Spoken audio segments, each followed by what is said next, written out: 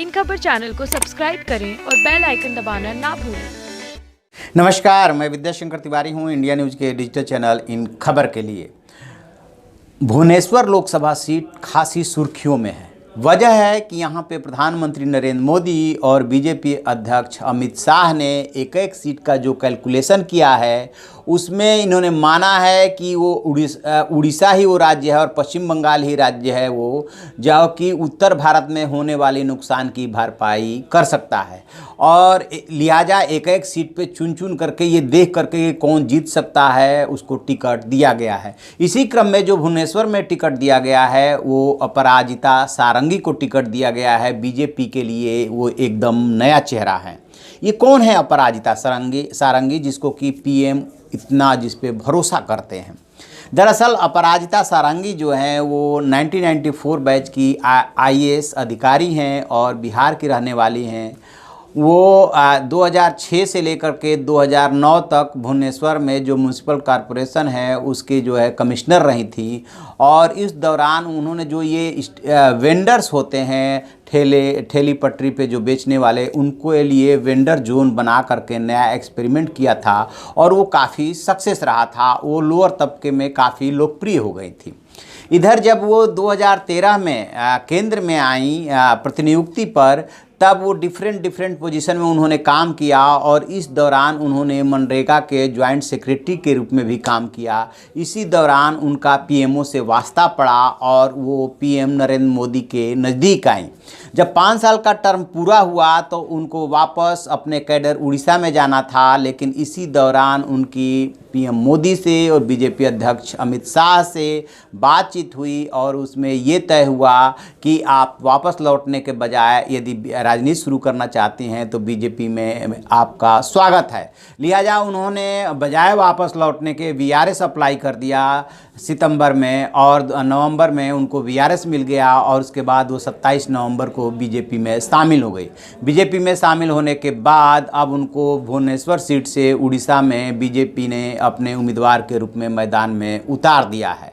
तो एक तो उनका ये परिचय है कि आईएएस के रूप में उन्होंने अच्छा काम किया उड़ीसा से लेकर के दिल्ली तक, जिसको कि पीएम मोदी ने रिकॉग्नाइज किया। और दूसरा उनका ये है कि जो उनके सामने खड़े हुए हैं वो भी कोई मामूली शख्स नहीं बल्कि आईपीएस अधिकारी हैं अरूप पटनायक, जो कि मुंबई में डिफरेंट महाराष्ट्र में पोस्टों पे रहे हैं। दरअसल अपराजिता सारंगी के लिए बीजेडी भी ट्राई कर रही थी, वो भी उनका स्वागत कर रही थी, लेकिन अपराजिता सारंगी ने बीजेडी को चुनने के बजाय बीजेपी को चुना, और जब उन्होंने बीजेपी को चुन लिया तो फिर जो है बीजेडी ने अरूप पटनायक पे दांव लगाया और बीजेडी ने उनको चुनाव मैदान में उतार दिया।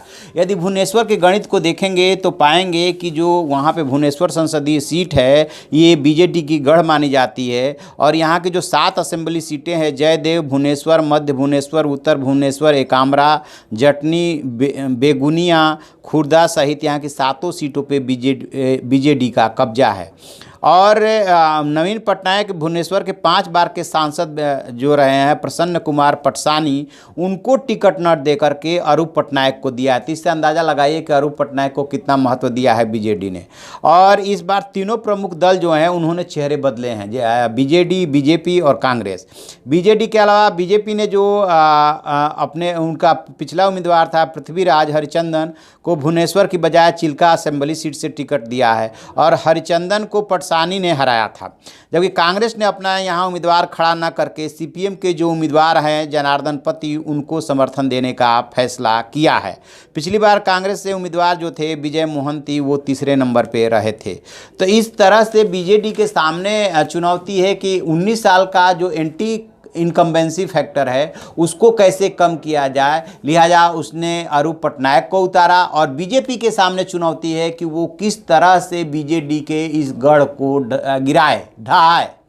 उसके मद्देनज़र उसने अपराजिता सारंगी को चुना है, और ये माना ये जा रहा है कि सीधे वो पीएम मोदी की लाइकिंग है और उन्हीं के हस्तक्षेप से उनको टिकट मिला है, उन्हीं के हस्तक्षेप से इनका वीआरएस जो है जल्दी मंजूर किया गया। तो भुवनेश्वर काफ़ी हॉट सीट हो गई है। देखते हैं आगे क्या होता है। जो भी इसमें डेवलपमेंट होगा हम आपको बताते रहेंगे। आप देखते रहिए हमारा डिजिटल चैनल इन खबर। उसे लाइक कीजिए, शेयर कीजिए और कमेंट बॉक्स में जाके कमेंट जरूर करें। Thank you.